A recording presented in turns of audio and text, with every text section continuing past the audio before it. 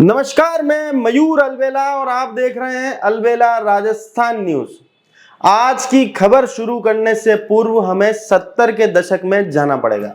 1970 वो वर्ष जिसने भारत को सबसे बड़ा दूध उत्पादक देश बनने में मदद की, क्योंकि इसी साल शुरू हुआ ऑपरेशन फ्लड, जिसे हम लोग श्वेत क्रांति के नाम से भी जानते हैं, जिसके जनक थे डॉक्टर वर्गीस कुरियन।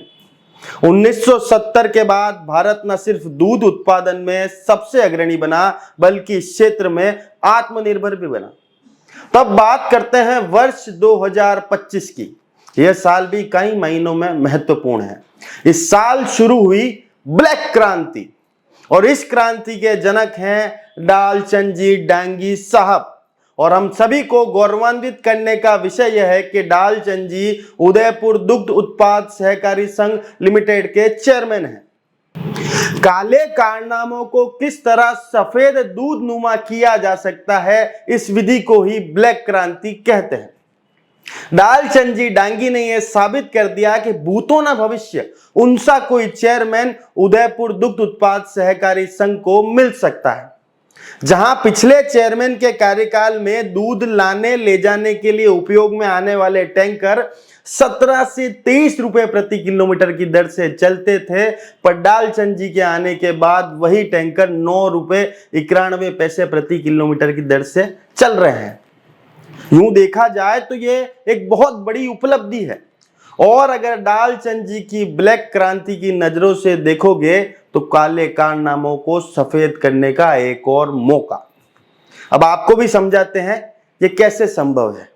हमने भी इस मामले को समझने के लिए कई मोटर मालिकों से बात करी, कई कंपनियों से बात करी, तो मोटे तौर पर एक बात सामने निकल कर आई कि नई गाड़ी हाईवे पर एवरेज देगी 6 से 7 किलोमीटर प्रति लीटर का और पुरानी 3 से 5 किलोमीटर प्रति लीटर का। इस हिसाब से अगर जोड़ भाग करें तो मोटे तौर पर यह समझा जाए कि 1 लीटर तेल में 6 किलोमीटर गाड़ी चलेगी। तो आज के डीजल का भाव लगभग 90, तो 90 रुपए में गाड़ी 6 किलोमीटर चलेगी, तो इस हिसाब से 1 किलोमीटर की लागत 15 रुपए प्रति किलोमीटर। अब एक दिन में गाड़ी औसत 200 किलोमीटर चलती है, जो स्वयं डालचंद जी ने हमारे चैनल पर दिए इंटरव्यू में स्वीकार किया था। तो उस हिसाब से 15 गुना 200 होता है 3000 और डालचंद जी की ब्लैक क्रांति के हिसाब से 9 रुपए 91 गुना 200 होता है 1982। यानी एक दिन का घाटा जो मोटर मालिक वहन कर रहे हैं वो है 1018 रुपए। तो 30 दिन का घाटा 30,540 होता है। अरे अभी तो रुको, जरा सब्र करो। ड्राइवर और खलासी की तनख्वाह, टोल, गाड़ी का oil, maintenance, insurance, fitness, PUC, इन सब को मिला लें तो मोटे तौर पर 35,000 के करीब और खर्चा। तो 30,540 में 35,000 और जोड़ देते हैं तो राशि आती है 65,540, जो डालचंद जी की ब्लैक क्रांति से एक गाड़ी पर मोटर मालिक को घाटा हो रहा है। तो ऐसी 15 गाड़ियां हैं तो 65,540 गुना 15 तो रकम आती है 9,83,100 रुपए प्रति माह। अब आप भी सोच रहे होंगे कि डालचंद जी ने कैसे एक टेंडर से ही डेयरी को कितना बड़ा मुनाफा कमा कर दिया है। तो आप बिल्कुल गलत सोच रहे हैं। यहां मोटर मालिकों के नुकसान की भरपाई आम उदयपुर जिले की जनता कर रही है। नकली दूध पीकर, नकली दुग्ध उत्पाद खरीदकर, सरस जो विज्ञापनों में दावा करता है हर घूंट में शुद्धता और ताकत, क्या वाकई में धरातल पर यह सच है या फिर सिर्फ ढकोसला? सूत्रों के हवाले से बात करें तो हर मोटर मालिक डालचंद जी डांगी को हर माह मोटी राशि देते हैं। तो 15 मोटर मालिक के हिसाब से यह राशि प्रति माह कितनी होती होगी, यह सोचनीय प्रश्न है। इस पूरी राशि की अदायगी के बदले डांगी साहब का काम दूध को लैब में पास करवाने का है, यानी काले दूध को सफेद करवाने का है। यह एक उदाहरण था जहां कैसे एक टेंडर के काले कारनामों से लाखों रुपए प्रति माह की इनकम चालू हुई। अब आपको एक ऐसा दस्तावेज दिखाते हैं जिसे देखने के बाद आपको भी आश्चर्य होगा और मन में सवाल जरूर उठेगा कि आखिर ये कैसा खेल। इसी उदयपुर दुग्ध उत्पाद सहकारी संघ की कार्यप्रणाली पर नजर डालिएगा, जहां 10,000 से 12,000 लीटर वजनी गाड़ियों को 9 रुपए 91 पैसे प्रति किलोमीटर मिल रहे हैं, वहीं बोलेरो टैक्सी को 12 रुपए 80 पैसे प्रति किलोमीटर प्लस जीएसटी एक्स्ट्रा मिल रहा है। मतलब या तो ये लोग मूर्ख हैं या ये हम लोगों को मूर्ख समझते हैं।